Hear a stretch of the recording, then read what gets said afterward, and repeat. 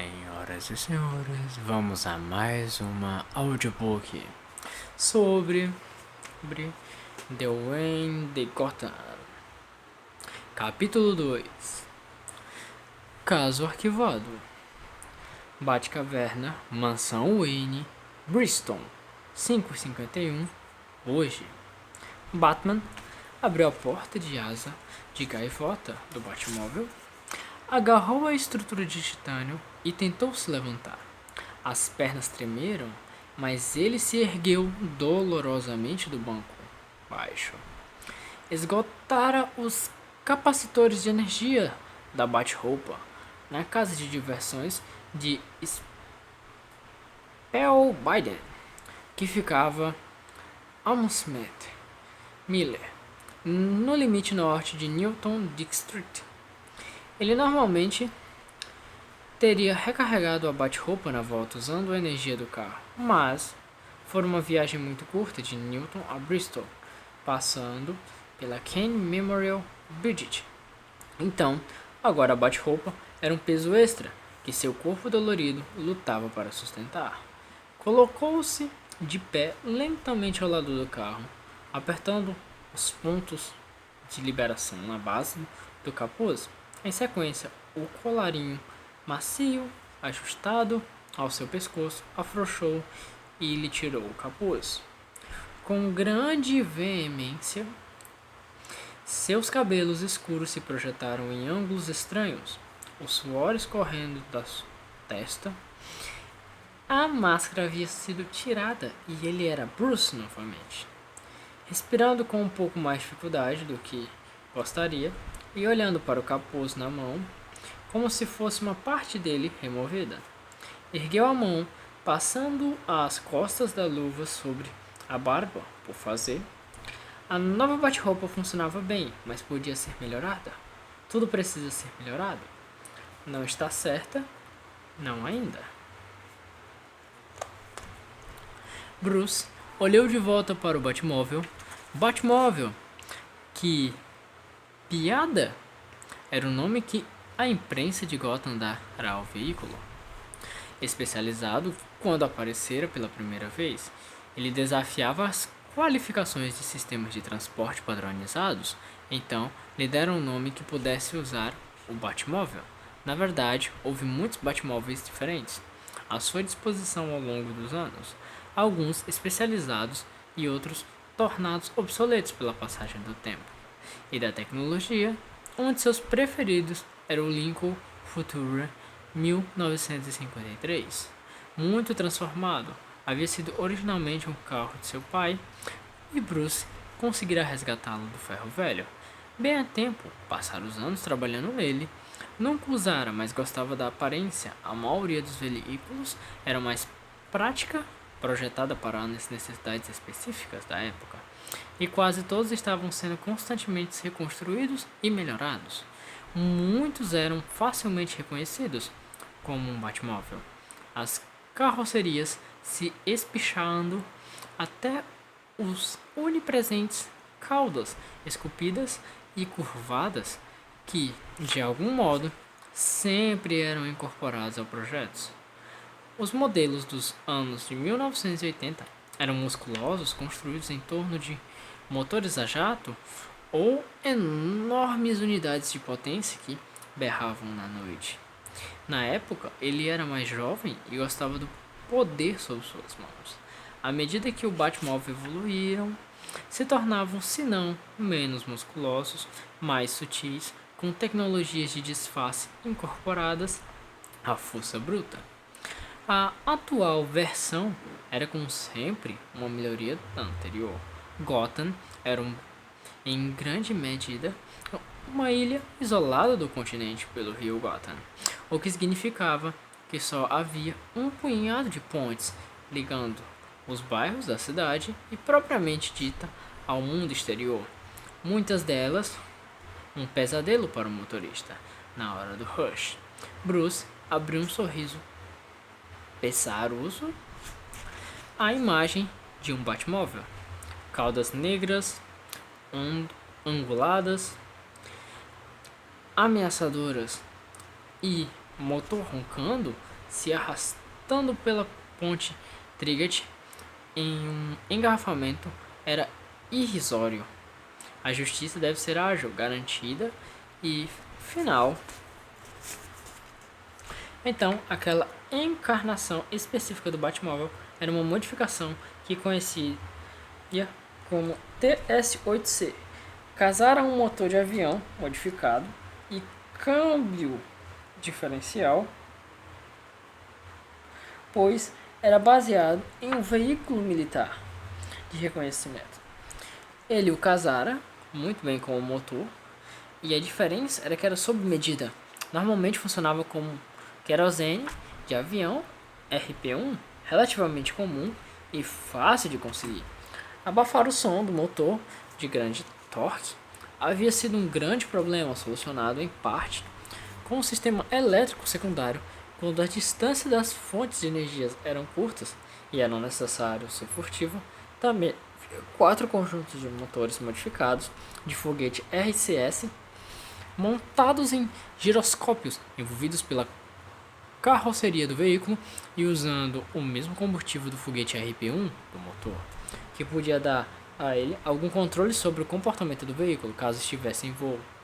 Também havia 4 impulsores de foguete PAMD reduzidos e presos em grupos à traseira do chassi.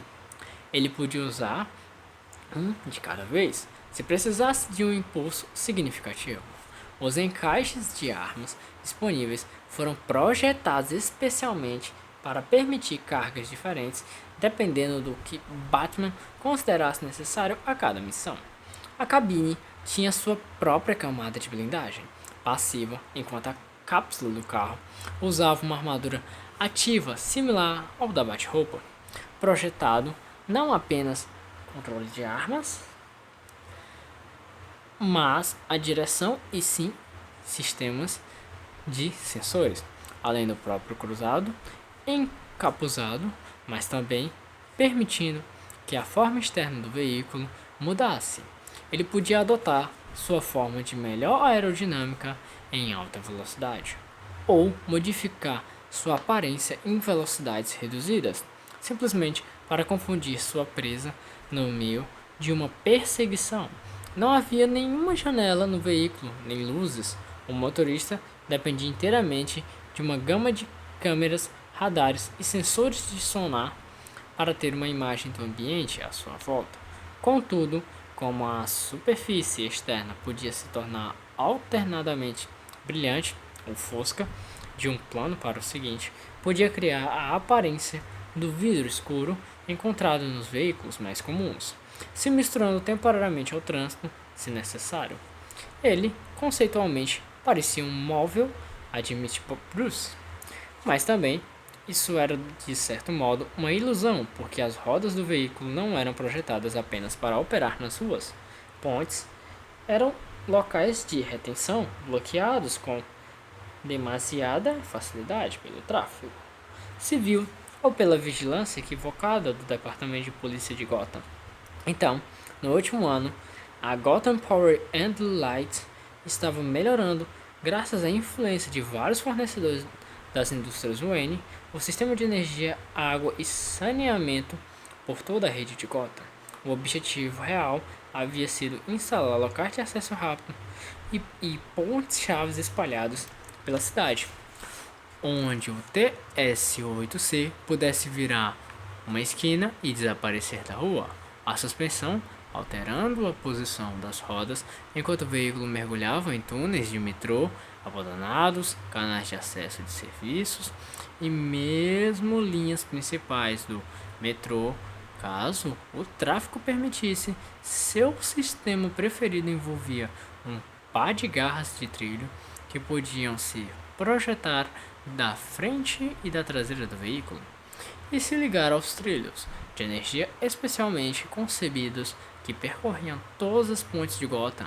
A suspensão variável podia ter então se elevar em relação ao fundo de estrutura da ponte como se fosse uma estrada invertida, que lhe permitindo cruzar rio sob as pontes, sem bloqueio, enquanto acima o tráfego confuso enfrentava eventuais obstáculos armados para apanhá-lo.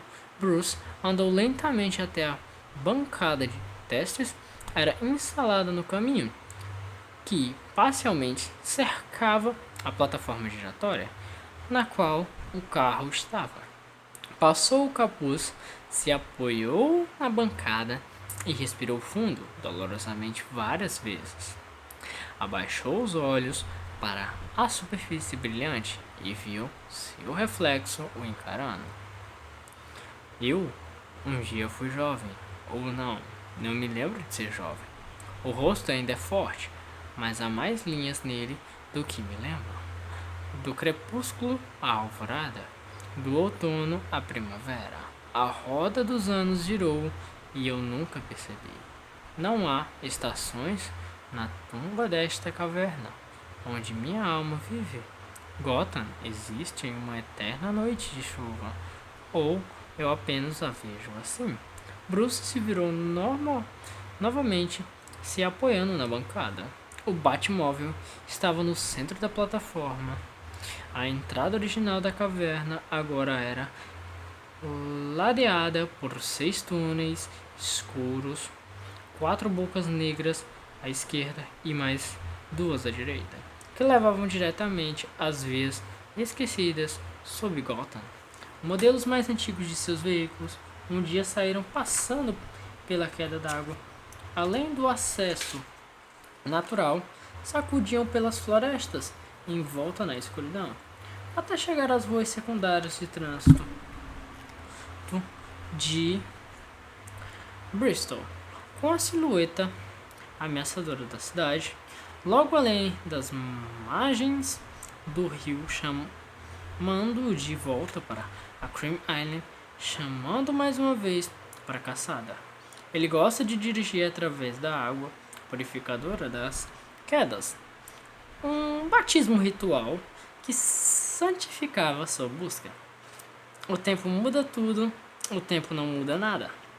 Bruce escutou a queda da água ecoando até ele desde a saída natural da caverna a verde suave da floresta de sua propriedade. Ficava ali. Era um mundo diferente. Os túneis são melhores que a água.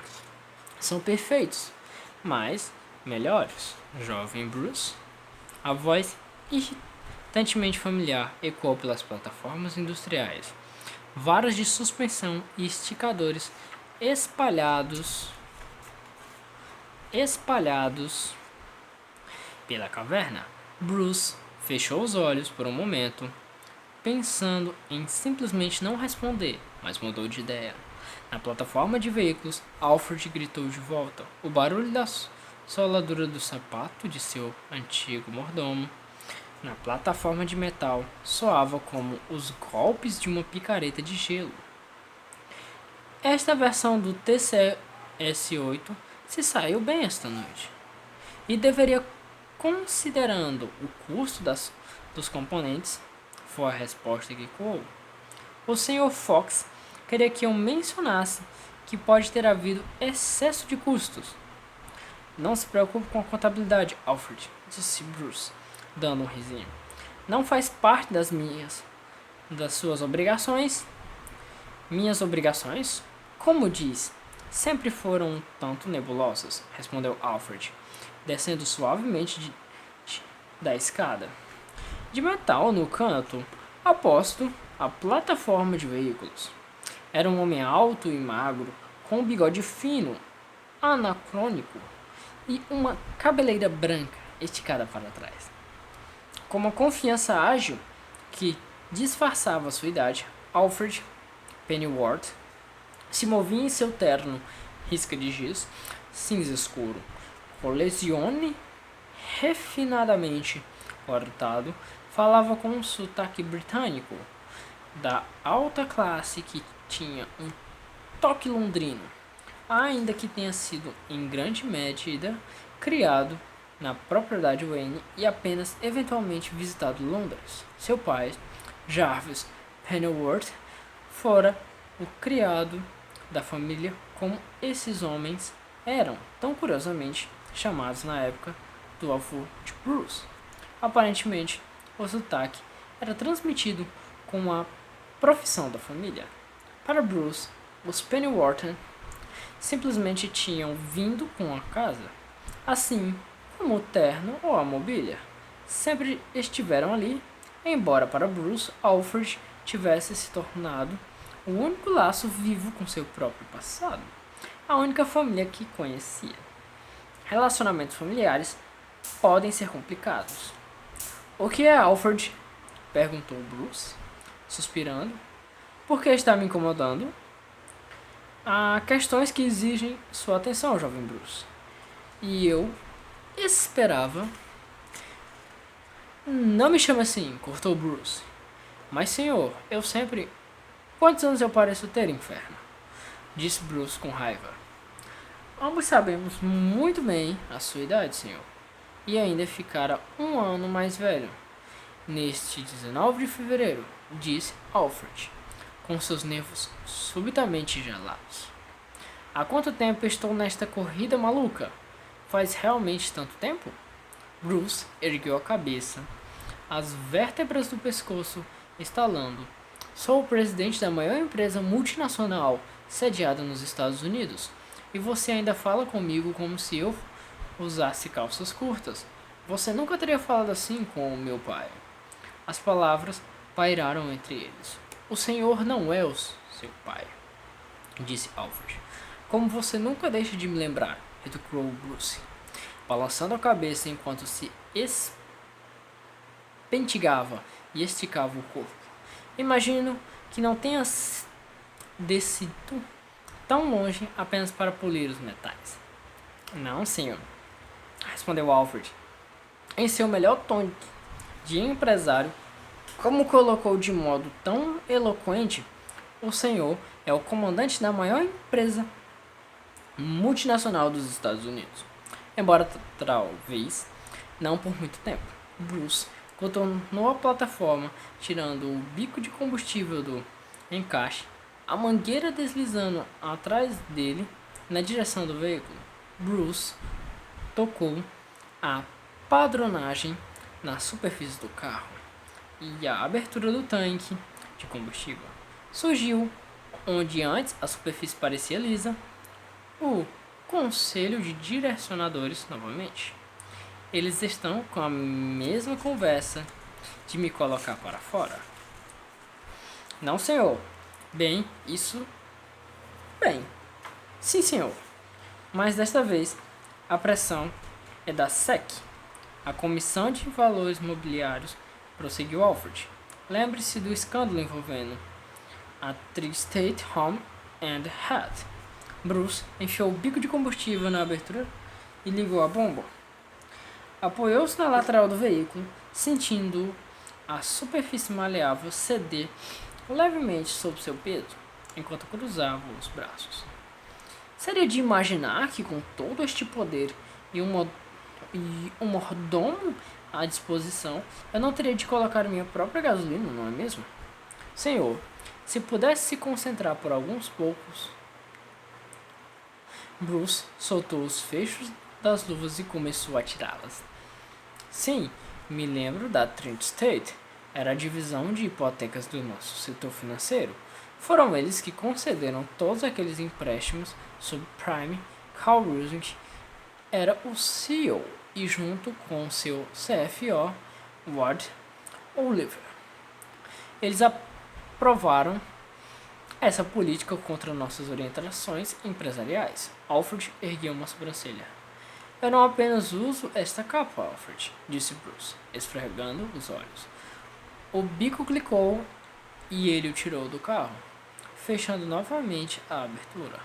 Nós arrumamos a Trim Estate e mantivemos as portas abertas. Eu demiti Rice e Oliver e, se me lembro, ambos tiveram indiciamentos federais. Sim, mas a SEC não está satisfeita com eles, disse Alfred, ajeitando nervosamente os punhos de sua camisa no alfaiate. As abotoaduras de ônix brilhando, mesmo à luz fraca da caverna, ela procurou o Federal Trade e o Departamento de Justiça para investigar a Wayne Enterprise sob a Lei Sherman. Antitrust, reagiu Bruce com um risinho. Mesmo? Também estão falando sobre a Lei Rico, senhor, disse Alfred, engolindo em seco após soltar a palavra. Extorsão, disse Bruce, balançando a cabeça. Não podem estar falando sério. Senhor, eles estão procurando uma desculpa qualquer. Desculpa para desmembrar a Wayne Enterprise, disse Alfred, erguendo a mão e ajeitando o colarinho. E com uma opinião pública contra as grandes empresas e toda a publicidade negativa que tivemos com a Tri-State, Alfred, esse é o seu trabalho, disse Bruce, se inclinando para dentro do veículo. Ele tirou o boneco Scarface, que ainda segurava o convite. Todos temos um trabalho a fazer. O seu é ser meu diretor de relações públicas e assistente pessoal. Foram os títulos que lhe dei com o aumento na época. Você parece bastante contente, lembra? Sim, senhor. Me lembro bem, respondeu Alfred, fungando. Embora eu pareça continuar preparada suas refeições e explanando a balaustrada. Exatamente, disse Bruce.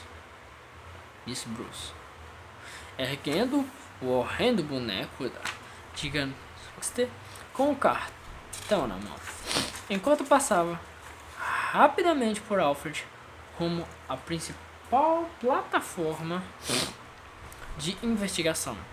Eu, por outro lado, tenho de fazer meu trabalho e descobrir por que Spielberg foi ela mesma enfeitiçada pelo boneco Scarface do vitrólogo e o significado desse estranho convite. Mas eu tenho um senhor, disse Alfred, dando de ombros. Do que você está falando? Perguntou Bruce, colocando o boneco na bancada de teste.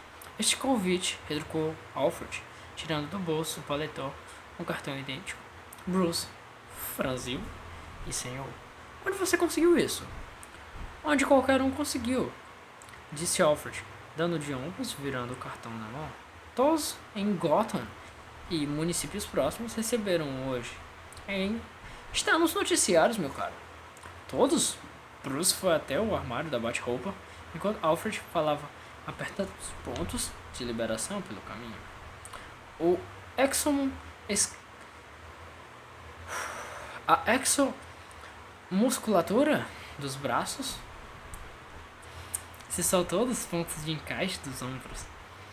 Foi liberada, desceu pelo braço, então o segmento do ombro se soltou no tronco, levando com ele a capa sobre a cabeça.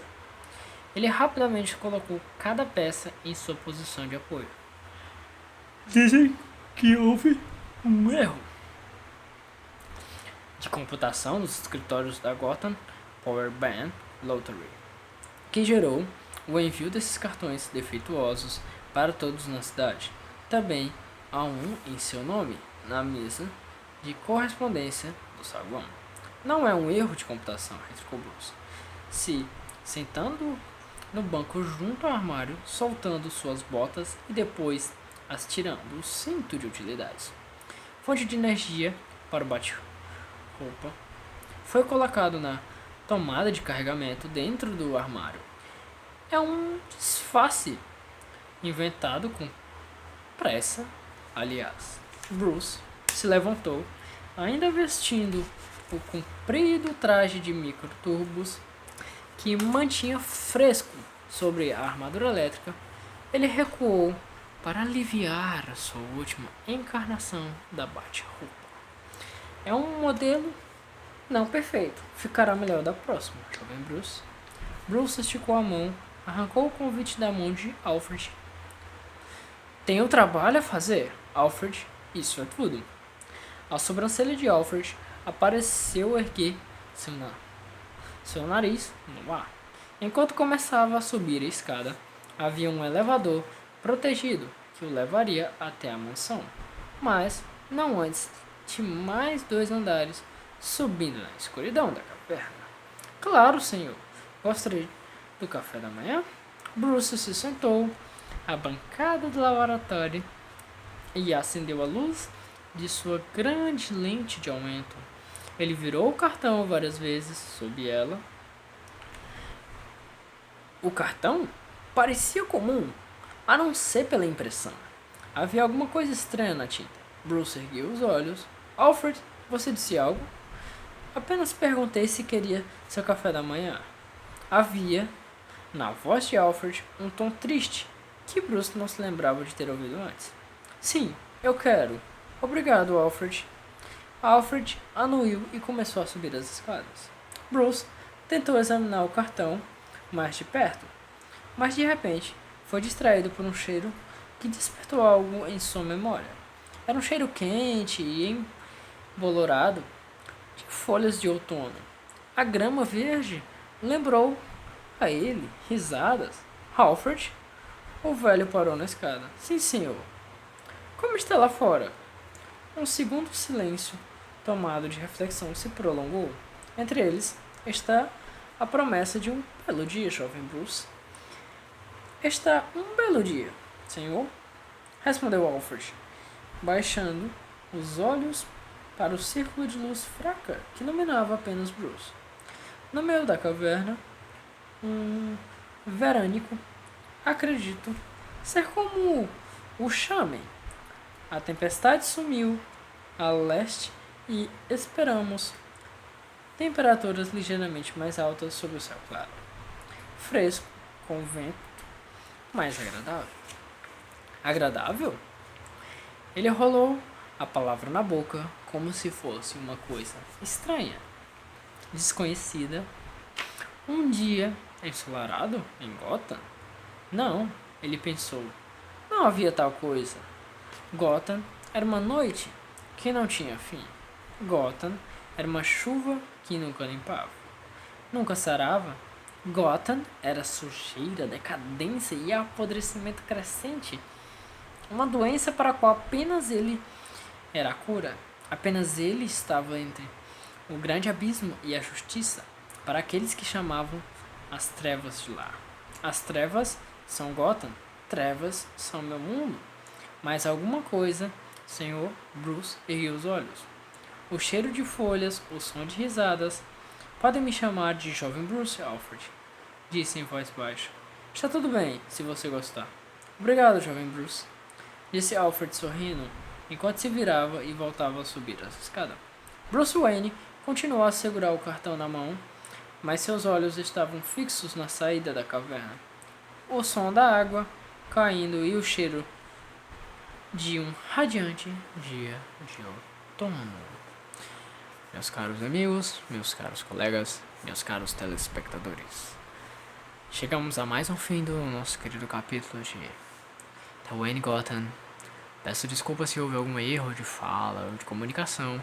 Agradeço aos senhores pela colaboração de estarem ouvindo este audiobook. Este episódio será lançado daqui a pouco.